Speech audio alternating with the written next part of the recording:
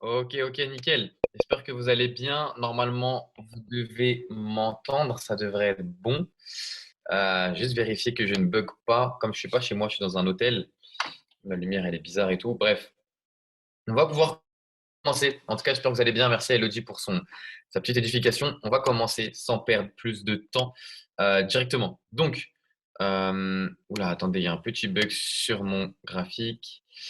Ok, non, c'est bon, il n'y a pas de bug. Tac, tac. Tac. Du coup, mettez un 1 dans le chat si vous voyez mon écran.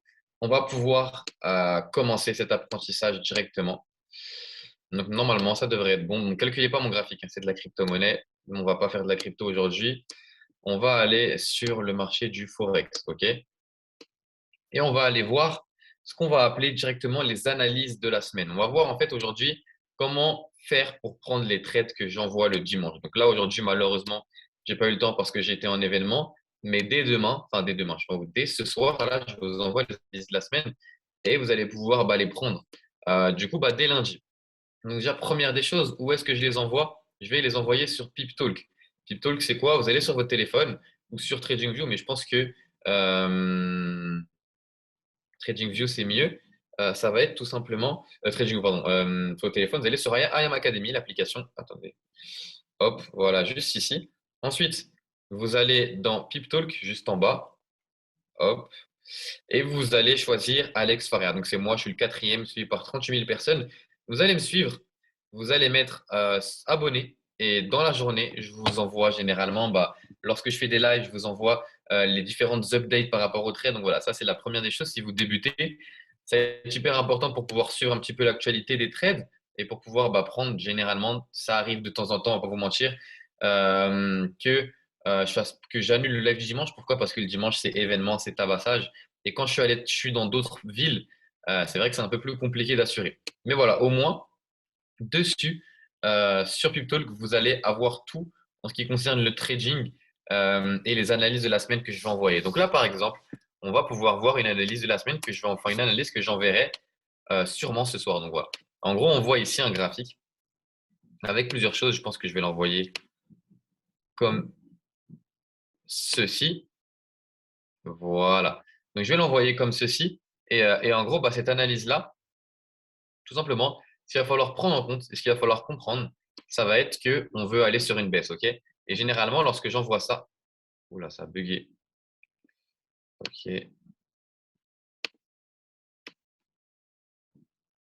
OK, là, c'est good. Généralement, lorsque je vais envoyer ça, ce qui va se passer, c'est que les gens vont se dire, OK, j'ai mon prix d'entrée, j'ai mon TP final, j'ai mon SL et ça bouge pas. Et les gens vont se dire, OK, je vais mettre peut-être un prix d'entrée là. Je vais pouvoir, pourquoi pas, en fait, mettre un ordre différé juste ici et voilà, c'est terminé. Alors que non, c'est pas du tout comme ça. Moi, ce que je dis et réellement ce qui est important, c'est de se placer en fait à la cassure. C'est-à-dire que la cassure, c'est tout simplement lorsqu'il y a une nouvelle bougie en H4. Imaginons que là, il y a une bougie et que le prix monte, etc. Et là, et là. Il retouche ici une fois il arrive là et en fait à la clôture de cette bougie, lorsqu'il va en fait avoir une nouvelle bougie sur le marché, c'est ici que nous on va se placer. Donc pas au prix d'entrée qu'on avait vu nous, mais ici par exemple, juste là, hop. Et nous on va se placer là parce que vous êtes d'accord avec moi, c'est impossible de prévoir quand est-ce que le marché va clôturer en dessous de ce prix-là. Ça peut très bien en fait directement clôturer ici, hop, directement dès le dimanche soir, donc dès ce soir, boum. Et nous, on se place juste ici, comme ça peut très bien, en fait, rebondir là, remonter, monter, monter, monter, même carrément, même casser ici, faire toute sa vie, continuer à monter, et oula, attendez, hop, et à un moment donné, hop, ça peut casser, tout simplement, tac, tac. Et là, forcément, nous, on voyait un prix d'entrée ici, mais c'est pas ça qui va nous importer, ça va être juste déplacer le prix d'entrée à là. Et hop, et là on est bénéf. Et généralement, plus ça monte, plus ça va descendre. Donc n'ayez crainte, ne soyez pas pressés, soyez même content que vous voyez le prix monter de plus en plus, de plus en plus, parce que ça va justement être beaucoup plus intéressant au niveau de la baisse. Donc ça, voilà, c'est un des points que je voulais voir avec vous lorsque j'envoie un trade. Ça ne veut pas dire que le prix d'entrée sera exactement le même. Ça ne veut pas dire que le prix d'entrée sera situé exactement au même endroit. Ça veut juste dire qu'il faut être vigilant dans cette zone et qu'à la cassure, on va pouvoir se placer. Donc voilà, au moins là, vous voyez, pour une cassure en H4. Mais généralement, et ça arrive de temps en temps, bon, c'est rare, hein. Bah, certains vont me demander, les gens qui suivent déjà les questions, ça peut faire ça et se placer, casser ici, faire un pullback et descendre. Je veux dire, mais est-ce que tu places avant, après, pendant le pullback? Bah, il y a deux possibilités. Vous pouvez soit vous placer ici à la cassure. Et là, tout simplement, bah, on va peut-être avoir un pullback. Mais c'est pas grave, on va pas SL et après ça repart. Ou dans ce cas-là, on va partir directement comme ça. Et là, croyez-moi que le conseil que je peux vous donner, moi, c'est n'ayez pas peur de vous placer directement. Des fois, il n'y a pas de pullback. Ou des fois, le pullback, il est en M15. Alors, des fois, vous ne le voyez pas, mais il y a un pullback qui fait juste ça. Tac, en M15. Et vous, vous voyez juste une bougie. Vous, en H4, vous voyez quoi? Vous voyez juste la bougie. Mais en fait, en M15, vous allez voir en M15, en fait, le prix, il est monté et il est redescendu. Simple. Donc, vraiment, moi, le conseil que je peux vous donner, c'est ne pas attendre le pullback. Par contre, si vous avez un truc comme ça et que vous voyez que le pullback, que le trade est ici, bah, en fait, ça, c'est en fait une seconde chance pour se placer. C'est juste ça. Là, par exemple, si vous voulez, bon, il est pas très beau, hein, je l'ai mal fait, mais là, vous allez pouvoir en fait avoir une seconde chance. Pour moi, le pullback, c'est vraiment une seconde chance pour pouvoir se placer sur le marché. Ensuite, concernant bah, le fait que des fois, il y a des grandes bougies. Imaginons que là, bon, on n'est pas dimanche, on est, je sais pas moi, lundi à quoi, on va dire à 16 heures, et le prix, la prochaine bougie en H4, elle est à 19 heures. On va voir quoi? On va voir que bah, le prix, en fait, imaginons qu'ici, la bougie, elle continue à descendre. Elle continue, elle continue, elle continue, elle continue, elle continue, elle continue. C'est possible, hein, elle continue. Et là, ici, à 19 heures, une nouvelle bougie en H4. Bien entendu, hein, je pense que c'est logique, mais vous n'allez pas vous placer comme ça. Non, c'est mort. Mais là où je veux en venir, c'est que bah, des fois, le prix, il va casser, mais pas un peu. Il va énormément casser. Et des fois, bah, il y en a, ils vont se dire, ouais, il a cassé en H4, go me placer. Alors qu'après une longue chute comme ça, le prix, ce qu'il fait, c'est qu'il rejette. C'est qu'il va retracer directement, comme ça, par exemple, jusqu'ici à peu près, je pense, et boum, il va redescendre. Vous allez vous faire SL et vous allez quand même montrer l'opportunité. Donc, en gros, ce qu'il faut comprendre, c'est que lorsque le prix est comme ça, par exemple, vous arrivez, vous venez sur le graphique à 19 heures, vous voyez le prix comme ça, on ne se place pas, c'est fini. Oh, au revoir. Et sûrement qu'il va retracer et peut-être vous allez pouvoir vous replacer. Mais ne jamais se placer quand ça arrive. Et quand ça arrive, que vous le voyez en direct live, qu'il est 16 heures et que vous voyez que bah, le prix il est déjà là, attendez 17 heures. 17 heures, le prix va peut-être monter. 18 heures, placez-vous en H4, enfin en H1, pardon, et boum. Et là, vous avez déjà un prix qui est beaucoup plus intéressant. Ou si par contre, il est 16 heures et vous voyez déjà le prix qui descend, descend, descend, descend, descend, n'hésitez pas à vous placer en H1. Ça, il n'y a aucun souci par rapport à ça. Donc voilà, je pense que ça a été clair pour certains. Ensuite, maintenant, autre chose aussi également que je voulais, pourquoi pas voir avec vous, il faut juste que je trouve un graphique qui me permet de vous montrer l'exemple. Sinon, j'irai le dessiner, hein, il n'y a pas de souci. Euh, Ok, bon, là, ils ont tous à peu près la même tête à cause de la guerre entre la Russie et l'Ukraine. Il faut juste que je trouve un graphique qui ressemble. Voilà, on a trouvé. Bon, c'est pas exactement ce que je voulais, mais vous allez comprendre. Attendez, ça, je vais laisser. Je suis en ouf. Hop. Donc là, imaginons qu'on est en fait ici, OK? Hop. Là, ici, on a un pullback, enfin, on a une trendline, OK? On va pouvoir bah, placer, qui est quand même assez haute. Et en fait, ça va être des trendlines qu'on va appeler bah, assez excentrées. C'est-à-dire que c'est pas une trendline comme on avait avant, où justement, bah, elle est comme ça, elle est vraiment alignée, elle est vraiment droite, celle-là. Elle est vraiment, vraiment droite. Et le problème, c'est qu'imaginons bah, que là, ici, hop, on est une cassure, OK? Donc, nous, on va se placer là, avec un petit SL, etc., etc. Voilà, comme même un peu plus petit, voilà, comme ça. En fait, le seul problème, c'est que si demain, bah, le prix vient amener à faire un pullback à la cassure, en fait, le pullback, il peut être comme ça. Boum. Et là, on se fait SL et alors que le trade était bon. Donc ça arrive de temps en temps. Et le problème, bah, qu'est-ce que ça va être? Donc là, je crois que c'était pas le cas, hein. Là, pour le coup, je crois que ça n'a pas été le cas. On va pouvoir vérifier, hein, mais je crois que c'était pas le cas du tout. Mais c'est vraiment en fait pour que vous puissiez comprendre que des fois, vous faites SL sur des pullbacks, bah, c'est parce que la trendline, en fait, elle est beaucoup trop haussière.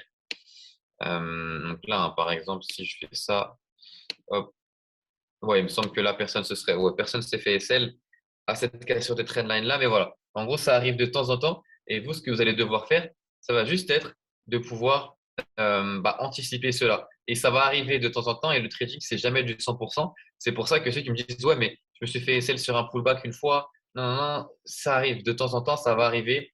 quoi qu'il arrive, ça va vous arriver. Et moi, personnellement, je pars du principe que, bah, quoi qu'il arrive, le trading, c'est pas 100%. Donc, vous allez vous prendre des SL, même si vous prenez mes analyses, même si moi, je vais TP et vous allez SL, ça va arriver. Malheureusement, c'est comme ça. Vous allez peut-être pas avoir le même prix d'entrée que moi. Vous n'allez peut-être pas avoir la même. Là, on a un exemple parfait. C'est excellent, ça.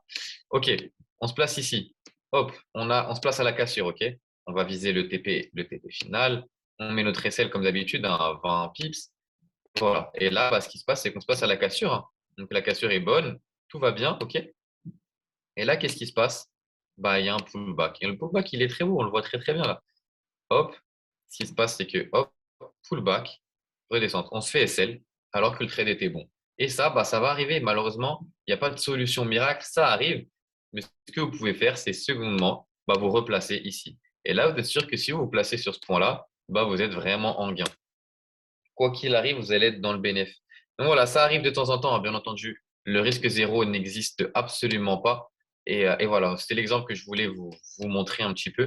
Donc voilà, là, franchement, l'analyse, elle était cadeau. Mais c'est vrai que ça arrive de temps en temps. Et malheureusement, bah, sur les pullbacks de cette sorte-là, on ne peut pas faire grand-chose, sachant qu'en plus, le pullback, il est très lent.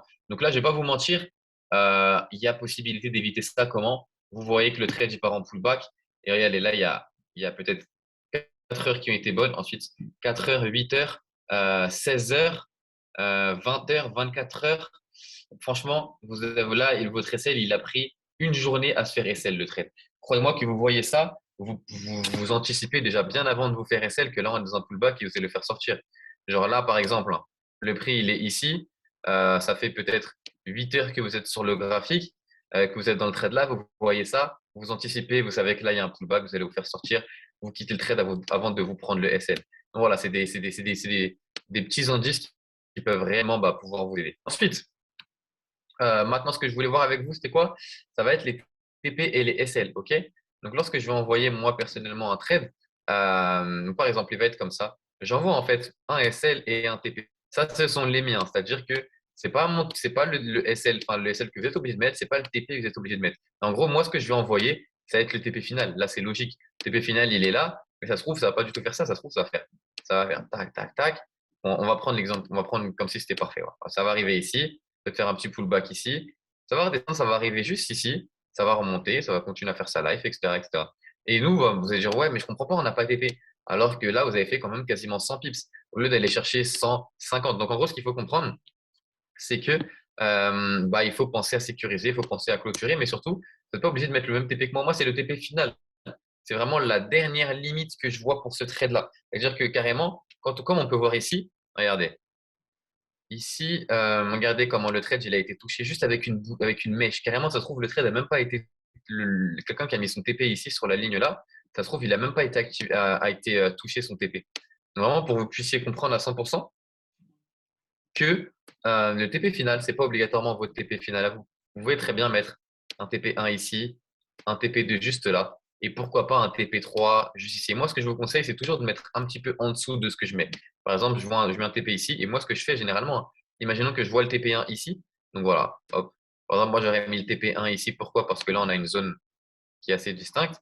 Moi, je ne l'aurais pas mis là, j'aurais mis un petit peu en dessous. Parce que c'est possible que hop, ça fasse ça frôle le marché et ça remonte. Donc, voilà. Ensuite, pareil, TP2. Aussi, j'aurais mis le TP2, j'aurais mis le TP1 ici. Oula, j'ai mal dessiné, je vais faire avec ça. J'aurais mis le TP1 ici. J'aurais mis le TP2 ici. Et j'aurais mis le TP3 bah, au final. Mais j'aurais toujours donné un petit peu plus. C'est-à-dire qu'au lieu de mettre le TP1 ici, j'aurais mis le TP1 ici. Au lieu de mettre le TP2 ici, j'aurais mis le TP2 ici. Au lieu de mettre le TP3, j'aurais mis le TP3 ici. Par contre, les SL, vous pouvez garder le même que moi. Si vous avez d'autres confirmations, par exemple, je sais que certains aiment bien rajouter du SMC avec. Donc, ils ont des confirmations pour un prix d'entrée sniper. N'hésitez pas même carrément à mettre un SL microscopique si vous pensez que vous allez avoir zéro drawdown et que votre prix d'entrée, il est parfait. N'hésitez pas. C'est-à-dire que moi, ce que j'envoie, ça va être le sens du marché, la direction. Et voilà. Et les gens qui ensuite arrivent à maîtriser ça, franchement, ils se gavent. Ils se gavent à fond les ballons. Ensuite, maintenant, la dernière des choses qui va pouvoir manquer, après, on pourra passer une petite FAQ, ça va être sécurisé. Donc, je vais vous dire la vérité. On m'a posé la même question tout à l'heure. On m'a dit, mais Alex, quand est-ce que tu sécures, toi? Et sincèrement, bah, moi, je ne sécurise pas ou très peu. Pourquoi? En tout cas, en BE, moi, ma manière de sécuriser, c'est faire des clôtures partielles. Qu'est-ce qu'on appelle des clôtures partielles? Le prix arrive au TP1, le vais pas clôturer tout en entier, je vais clôturer 25% de ma position. C'est-à-dire qu'imaginons que j'ai un trade de 0,10, on va dire, bah, je vais clôturer 0,02 ou 0,03, tout simplement. Je vais arriver au TP 2, je vais clôturer 0,25. 0,25 aussi, donc ça fait 0,02. Je vais clôturer, euh, je vais clôturer le trade au final. Bah, après, enfin, entre le TP3, enfin, entre le TP2 et le TP3, je vais clôturer peut-être, je sais pas moi, 0,25% encore. Et ensuite, bah, il va rester plus que 0,25%, enfin 0,25, pardon, pas 0,25. Je vais expliquer, vous allez comprendre. Excusez-moi, j'ai pas mangé de la journée, là, je suis KO. Donc, je répète, lorsque je vais arriver au TP1, je vais clôturer 25% de ma position. Donc, par exemple, si je prends un trade en 0,10, ça ferait que je vais clôturer entre 0,02 ou 0,03 mon lot. Ensuite, lorsque j'arrive au TP 2, je vais clôturer encore 25% de ma position. Donc, en totalité, ça fera 50% de ma position. Donc, je vais pouvoir clôturer, par exemple, 0,03 ou 0,02. Si vous clôturez 0,02 au TP1, vous clôturerez 0,03 au TP2. Lorsque vous clôturez 0,03 au TP1, vous allez clôturer 0,02 au TP2, tout simplement. Et ensuite, pour terminer, il va vous rester en gros 50% de votre position à clôturer. Et là, ça va vous choisir. Soit vous laissez jusqu'au bout, soit vous clôturez arriver au milieu du TP3, donc vraiment entre le TP2 et le TP3, vous clôturez 25%. Donc, ça fera 0,02 ou 0,03, tout simplement, si vous tradez en lot de 0,10. Comment on peut sécuriser lorsqu'on trade dans 0,01? Bah, c'est littéralement impossible. On ne peut pas. Donc, quoi qu'il arrive, ça, c'est une stratégie pour ceux qui ont plus de 0,0, enfin, qui ont plus de 100 euros de capital, entre guillemets, bien entendu. Ensuite, maintenant, pour BE. Pour BE, ça va vraiment dépendre de vous. C'est-à-dire que si vous êtes quelqu'un qui est plutôt sensible au niveau des émotions, qui ont un petit peu peur, n'hésitez pas à BE au TP1, au TP2, au TP3. Vous êtes satisfait des gains, bah, clôturés. C'est-à-dire qu'en fait, vous devez avoir pardon, un game plan détaillé de mon gain maximum à la journée que je souhaite avoir, c'est ça. Mon objectif de perte maximum, c'est ça. Mon objectif de gain, c'est ça. Mon objectif de perte, c'est ça. Imaginons que votre objectif de gain, c'est 40 euros la journée. Vous avez fait 39, 35 euros. Hop, vous clôturez peut-être 30 euros et vous laissez le reste couler et vous mettez un BE. Tout simplement, ça vous apprendre en fait l'autonomie. C'est-à-dire que je ne peux pas vous dire BE, BE, BE ou pas BE. Un gars qui a 10 000 euros sur son compte, il ne va pas BE au TP1. Un gars qui a 100 euros, il va pouvoir plus clôturer au TP1. En gros, ça va vraiment dépendre de votre psychologie et votre manière de voir le marché. Et c'est pour ça que c'est hyper intéressant parce que je vois pas des copier-coller. Plein de gens pensent que c'est du copier-coller et je leur mets juste le bout de viande dans la bouche et ils ont juste à mâcher. Non, non, non. Là, moi, je vous donne juste ce que je vois moi. Je pourrais vous envoyer TP1, TP2, quand est-ce que je clôture, mais je vais créer des zombies. En fait, des gens qui vont avoir zéro connaissance. Certes, vous allez être riche, mais vous allez avoir zéro connaissance. Et croyez-moi que vous allez me remercier sur du long terme. En fait, je vous donne juste la voie. Je vous montre la stratégie, comment ça fonctionne. Moi, ce qui m'a permis aujourd'hui d'avoir énormément d'argent, enfin, entre guillemets, mais d'avoir énormément de connaissances, énormément d'avoir d'argent sur mon compte crypto, alors que moi, j'ai commencé avec 200 euros, et mon compte crypto, pardon, mon compte trading. Et en gros, voilà. Donc, c'est quelques petits conseils que je pourrais vous donner, mais les connaissances, ce sera toujours avant de ça. Donc, moi, sur le conseil que je peux vous donner, c'est vraiment, faites vraiment, formez-vous et faites vraiment comme bon vous semble. C'est-à-dire que si vous trouvez un TP1, que c'est suffisant pour vous, faites le TP1, ne soyez pas gourmand. Si vous voulez aller chercher un TP 4, 5, 6, rajouter carrément un plus gros SL de ce que je mets, n'hésitez pas. Il n'y a pas de souci, soyez vraiment libre par rapport à tout ça. Donc voilà, maintenant je pense qu'on va pouvoir passer à la petite FAQ, mais je vais résumer avant tout. Première des choses, lorsque j'envoie un trade, c'est soit un achat, soit une vente. Là, en l'occurrence, c'est une vente. On va essayer de voir un achat peut-être. Bon, cette semaine, je fais beaucoup de ventes, je ne vous mens pas. Je ne sais pas si je trouve un achat peut-être dans le passé. Allez, on va essayer de trouver ça dans le passé, ça, c'est certainement possible. Ok, je crois que j'avais envoyé cet achat-là, il me semble, hein. J'avais envoyé ça. Donc voilà, j'avais cette trendline juste ici. Euh, hop, et voilà. Donc là, le prix était comme ceci. J'avais mis ici, hop, comme ça, hop, et hop. Voilà, j'ai mis ça à peu près comme ça. Je vous envoie ça. Ce que vous avez à faire, c'est juste d'attendre la cassure. Donc là, vous avez juste à attendre la cassure. Donc là, le prix n'est pas cassé, hein. Même si le prix ici, tant qu'il n'y a pas une nouvelle bougie en dehors, le prix n'est pas cassé, OK? On va juste attendre. Je vais essayer de mettre. Oula, comment ça, le mode replay ne peut pas être connecté? Bon, OK. Attendez, je vais essayer de refaire. OK, stop. Hop. Là, on se place. On se place. Simple. Là, c'est placé. Là, le trade d'arrivée ici, bon, ça allait très vite, hein. Mais en vrai, c'était pas aussi vite en vrai. En vrai, vous auriez eu voilà, il y a même eu le pullback. Non, franchement, là, vous aviez le time de vous placer. Donc là, soit vous placiez ici, exemple parfait de ce que je dis tout à l'heure, soit vous placiez ici et le pullback, bah, regardez en H4, je dis tout à l'heure, putain, c'est incroyable, vraiment. C'est vraiment que je raconte pas de la merde, quoi. En gros, vous voyez le pullback ici. Enfin, vous voyez pas le pullback ici, pardon. Là, il n'y a pas de pullback. On voit rien. OK, on est d'accord. On voit qu'il y a une cassure, point final. On se dit, OK, on se place. En réalité, lorsqu'on va en H1 et même en M15, pour reprendre les angles de ce que je disais tout à l'heure, bah, le pullback, il est franc, enfin, il est clair, il est net, il est précis. Là, on le voit vraiment bien. Donc, pareil, plusieurs prix d'entrée. Ici, vous avez un prix d'entrée ici. C'est pas très grave. Hop, un petit peu de drawdown.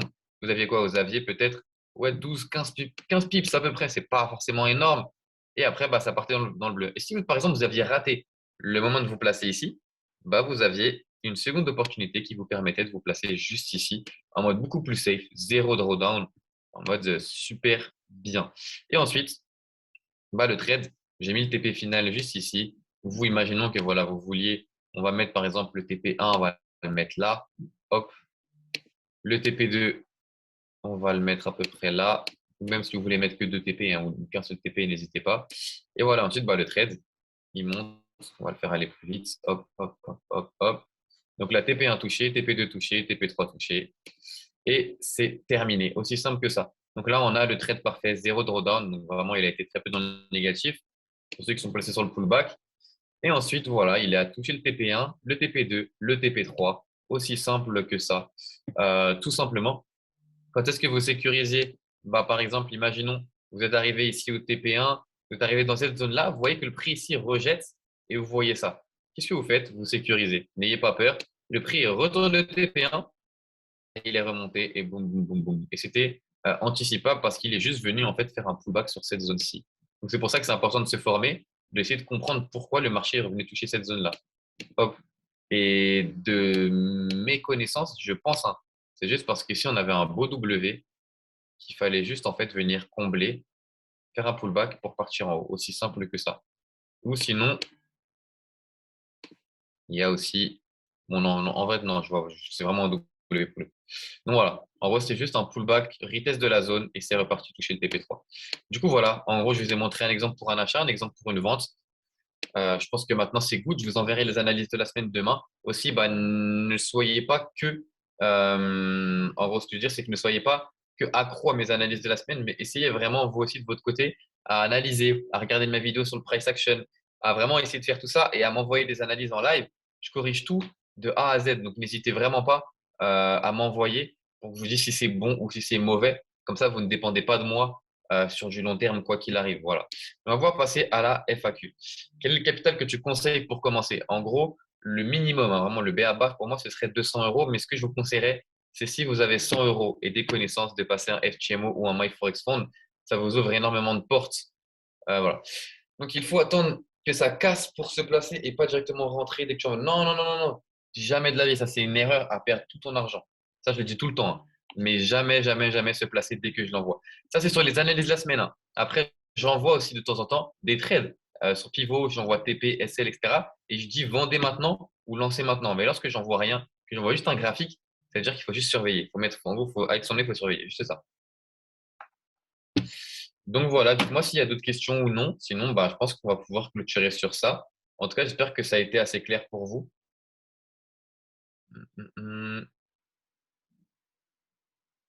D'accord, merci.